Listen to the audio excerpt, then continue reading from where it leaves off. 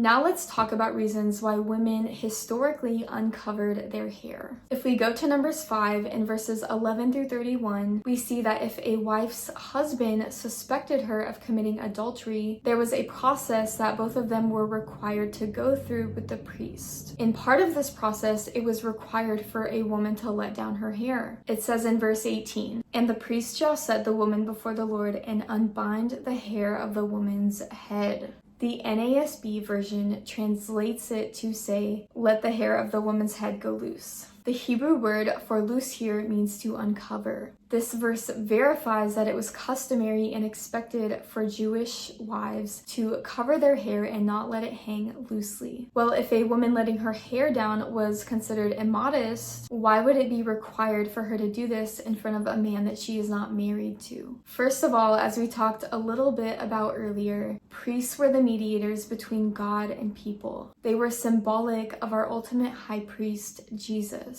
In Matthew 9, verses 12 through 13, Jesus says, "It is not the healthy who need a doctor, but the sick. But go and learn what this means. I desire mercy, not sacrifice, for I have not come to call the righteous, but sinners." Jesus is our spiritual physician, and high priests were given a similar role. Now, what does this have to do with anything? Well, let's say you need to go to the doctor to get your annual female exam, and your doctor is a male. Nowadays, we have the freedom to choose between male and female doctors, but for much of history, this was not the case. Is it immodest or sexual in any way to let him examine your female parts? You may feel some shame and embarrassment, and it may be uncomfortable for you, but most likely you and the doctor will not see this as something that is erotic. It is simply a requirement to make sure that there is nothing wrong with you physically. Similarly, this is how the process would be with the priest. The woman unbinding her hair and letting it hang loosely was symbolic of two things. One, she had been loose sexually, or was suspected of being loose sexually.